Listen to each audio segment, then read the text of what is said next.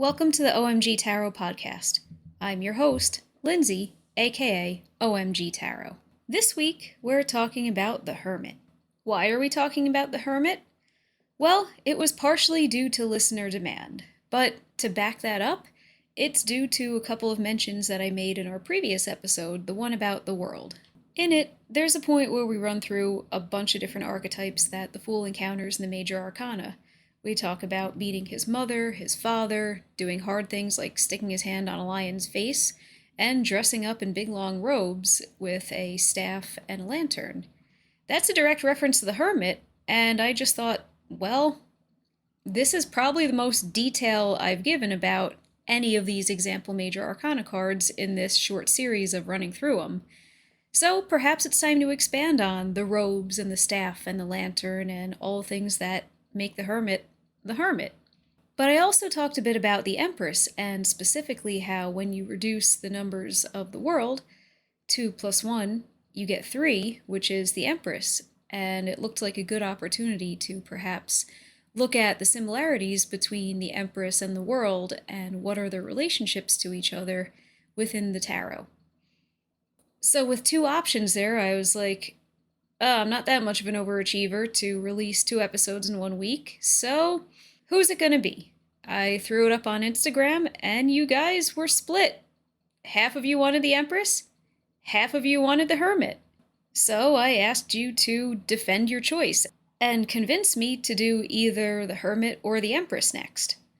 If you participated in this, thank you so much. You guys, you make it fun, and it's good to know that people care and people are interested and engaged. And if you're not following me on Instagram, give me a follow. My handle is its_OMG_tarot, and you too can vote in polls and defend your choices and try to convince me to talk about certain things on the podcast. But anyway, I got 3 responses.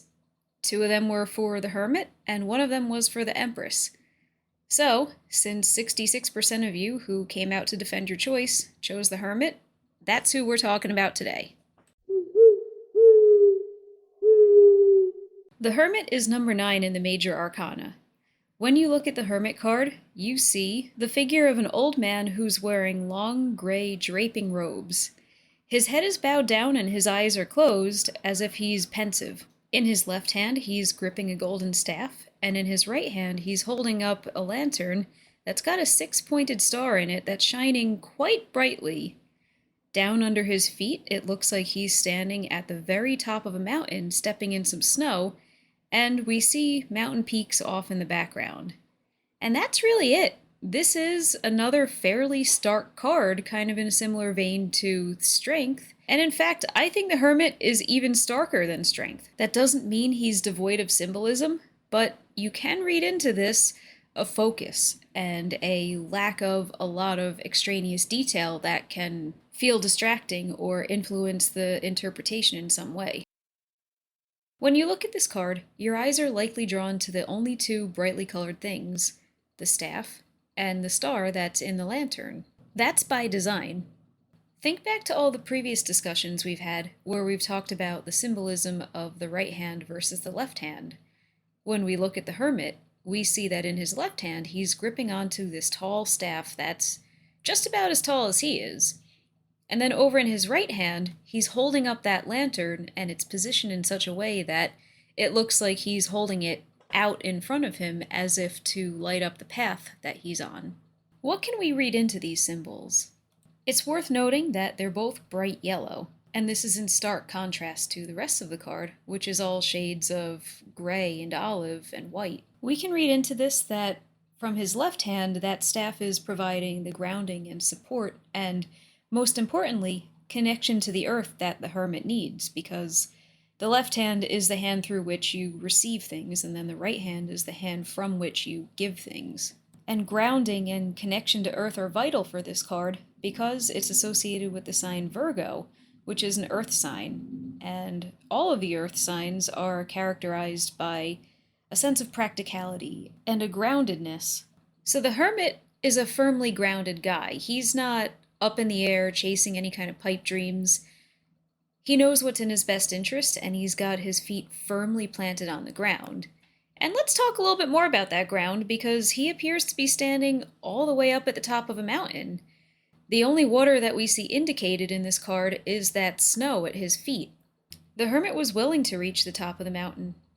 The hermit came up here, all the way up here, by himself, seeking the solitude that one gets from pursuing knowledge and truth and insight, which is what we see indicated in that lantern over in his right hand.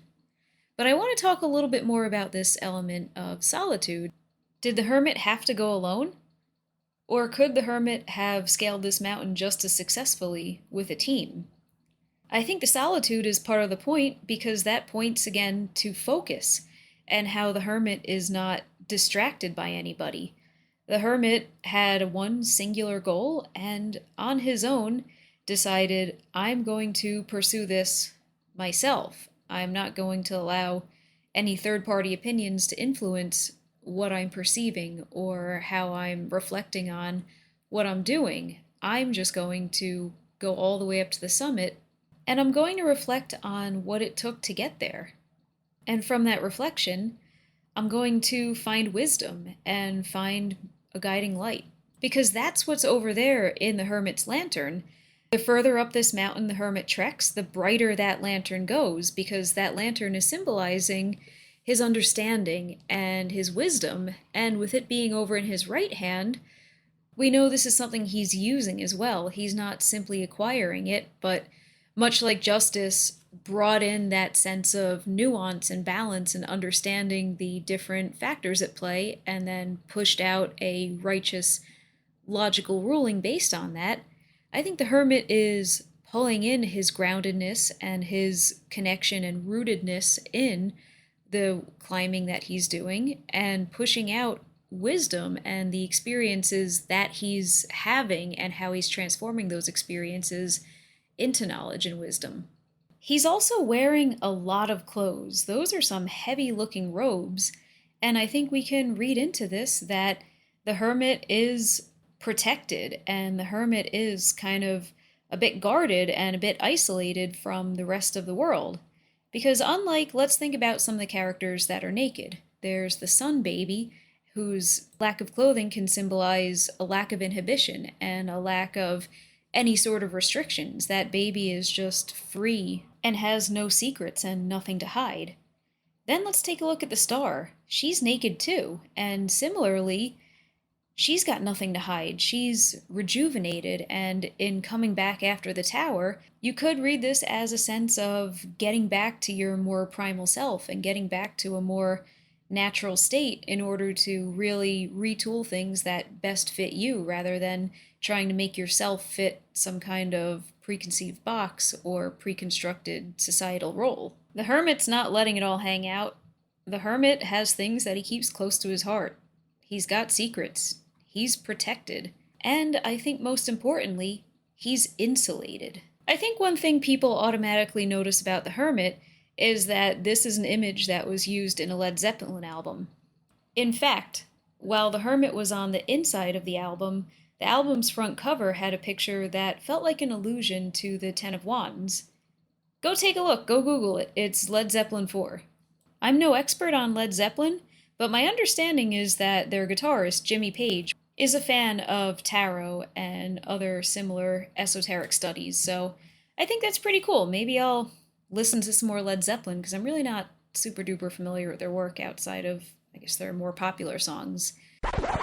So the hermit has taken a long walk, a very long walk that's brought him all the way up to the top of this mountain, because he needed to clear his head. He's doing this introspective, meditative work in order to really seek the truth. And in essence, that's what the Hermit card is all about. It's about getting yourself away from the influences of the world and all the other voices that might drown out your own inner voice, and giving that inner voice a space to be heard. Think of it like when you're at a very loud and crowded party and you just step outside for a little break. You step into the cool air so that way you can clear your head a bit, kind of recalibrate yourself before you go back into the noise and the overstimulation of the party. once you finally step outside, you realize just how loud it was in there. It's that contrast with the quiet outside setting that is like, oh, that was loud in there. I can finally hear myself think. That's Hermit energy. We can really see that illustrated when we drop the Hermit into the Major Arcana, because at number 9, it comes right after number 8, Strength. Strength is all about standing your ground and doing the hard things and fighting back when things are challenging you.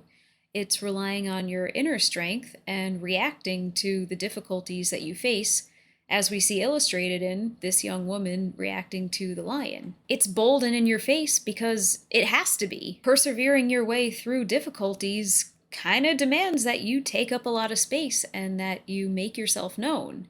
But then, after we've overcome the difficulties, now it's time to think.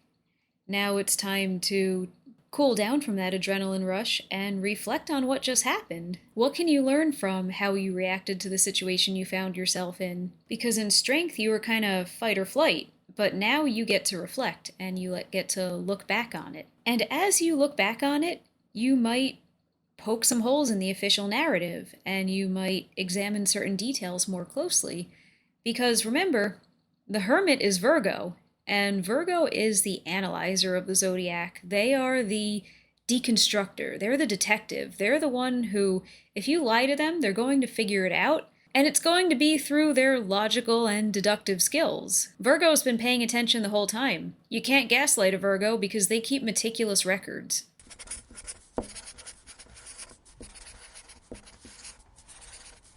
But then where do we go after the Hermit? After the Hermit, we reach number 10, the Wheel of Fortune. And as we discussed in a fairly recent episode, the Wheel of Fortune is all about randomness and how you once again react to the random things in your life. So does this sequence of Strength, the Hermit, the Wheel of Fortune, is it just repeating itself? That Strength is, how do I react to challenges? The Hermit is, all right, I'm going to reflect on how I reacted to those challenges. And then Wheel of Fortune is, guess what, more challenges? Well, somewhat. But there's a little bit of a difference between the challenges you're facing in Strength and the ones you're facing in the Wheel of Fortune. While Strength is largely about leaning into your own inner strength and persevering through the challenges that life throws your way, the Wheel of Fortune is more about pivoting and recognizing what you can control and what you can't control, because you're going to have random stuff thrown your way, and it's not necessarily about fighting every battle. It's about which ones are worth your time and which ones are worth dodging or kind of turning away from or skidding into. And I think in the Wheel of Fortune, there's more of an emphasis on how will you react versus in Strength, it's this sense of you must react. There's no choice but to face the lion head on and defend what's yours and defend yourself. And perhaps the Hermit is a bridge between the two, that after facing the lion and after making your way through in Strength, you've spent some time understanding that and reflecting on that and really working through it, so that now when the Wheel of Fortune throws random things your way, you can learn from what you did in Strength and determine, do I need to use the same strategy, or is it better to pivot here or just kind of ride out the storm? So what else can we say about the Hermit? I think we can say that the Hermit is confident that the truth will guide him and the truth will continue to illuminate the path in front of him so he can continue on his journey. I think it's worthwhile to contrast the Hermit with the Hierophant, another card associated with an earth sign, and another card that deals with guidance on the path that you're traveling. Because remember, as we talked about in the Fool, this is the Fool's journey, so you could think of all of these following major arcana cards as junctures on the Fool's journey where he learns valuable lessons. And I'm getting a bit ahead of us, but when we talk about the Hierophant, I'll expand on this a bit more. The Hierophant is largely about following the textbook rules and doing what you're taught to do and what your ancestors did. Early on, that's necessary. When the Fool meets the Hierophant, he needs concrete guardrails and he needs instructions to follow because he doesn't have very many experiences under his belt. The Hierophant is only number 5 in the major arcana.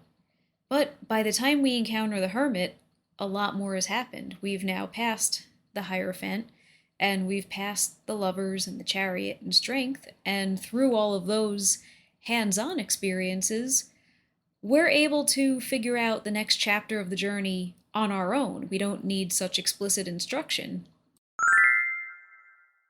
So when the Hierophant comes up in a reading, what does it mean? To go back to our analogy from earlier about stepping out of a crowded, loud party to clear your head, I think it means that you need to step away from the influences and you need to take a moment by yourself to just check in with yourself and recalibrate what it is you're thinking and what it is you're feeling. This has some similarities with the Hanged Man, but here's the difference. The Hanged Man is in limbo and hanging out because he needs to wait and he needs to look at things from a different angle to get a fresh perspective. He's gaining enlightenment through being that observer. In contrast, the Hermit is more like you need some isolation. You need to have some movement and you need to continue learning and doing and exploring, but you need to do it away from other people. You need to be entirely self-focused so that way you're not allowing others' perspectives to overwrite your perspective. You need to be the one figuring out the truth for yourself, because the Hermit finds that the truth can have some subjectivity to it, and he's doing his best to find objective truths without just reverting back to repeating what the Hierophant told him. He's seeking enlightenment. So if you were to ask your tarot cards, should I adopt another cat, and you pulled the Hermit, I might say to you, I think you need to reflect back on your experiences. Don't just get another cat because one of them was really cute on the shelter's Instagram, or you feel like your current cat needs a buddy. Don't crowdsource opinions. Don't ask your friends if you should get another cat. You need to determine for yourself if that's in your best interest. And your current cat's best interest. So now I want to do a poll on this. Hey tarot cards, should I adopt another cat? So in addition to the Hermit, I have pulled the 8 of Wands and the Page of Pentacles. Our 8 of Wands is telling me there is so much movement going on in your life and in your home. You're kind of all over the place. And our Page of Pentacles is asking, are you as grounded and secure as perhaps you ought to be in this point? We know you want to be, we know you're trying to be, but remember it's a page, so things are preliminary and they're small and they're really not all the way established yet. So I think the Hermit, being the only major arcana card in this poll, is saying you need to reflect more and you need to look carefully at what you know to be true and let that guide your decision as you move forward. And now, nestled under this, I have 2 minor arcana cards, our Page of Pentacles and 8 of Wands, and I think it's saying to seriously reflect on these 2 key points, these points that are regarding movement and on-the-go-ness, as well as groundedness and what's established. So it's definitely something to think about. It's definitely important stuff to consider because adding another animal to your family is a big decision and it's a big commitment. So yeah, I can definitely see why one might pull the Hermit regarding that, even though this is kind of a fake tarot pull just to shoehorn in the Hermit to illustrate what he means. And that's about it for our discussion on the Hermit today. I hope you learned something, and I hope you enjoyed our discussion. The Hermit, although he's a bit of a stark card, he's an important one. I mean, they're all important, but I think the Hermit can sometimes be easily overlooked because visually there's a lot less going on in this card than in, say, the Wheel of Fortune or the Moon or the Star. But I think he gets his point across in the few images that he does have. Remember, Virgo keeps it simple, and the Hermit is Virgo. So, next up on the pod, we have a very special episode, the one I was talking about last week, with a very special guest, an astrologer who focuses on using the Hermetic deck. That's all I'm going to say for now. You're going to have to listen to the next episode and hear all about it. In other news, I'm still taking reader horror stories for our upcoming Halloween episode, so if you got them, share them. It's really super duper easy. Just head over to omgtarot.com and click on Reader Horror Stories, and you'll find a very simple Google form to fill out. Let me know if you're going to send me an audio file of you reading your horror story, or if you want me to read it. And yeah, the tarot community is full of horror stories, and I've already got some good ones, and I'm really looking forward to that episode, so stay tuned for that.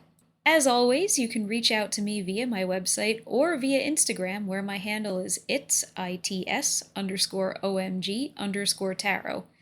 Talk to me about tarot, talk to me about your opinion on the podcast. I love feedback. And talk to me about having tarot card readings at your next party. As we move deeper into Q4, people are planning holiday parties, and tarot is a lot of fun. It's not just fun for Halloween, it's fun all year long. And the data shows that a significant number of people who are listening to the show are right here in New Jersey, and a smaller but still statistically significant number of you are in New York, which those are also where I am. So if you're in either of those locations and you want to have OMG Tarot IRL, you can. Reach out. And yeah, I think that's about all the self-promotion we need for today. So again, thank you so much for listening, and we'll talk soon. Alrighty, bye-bye now.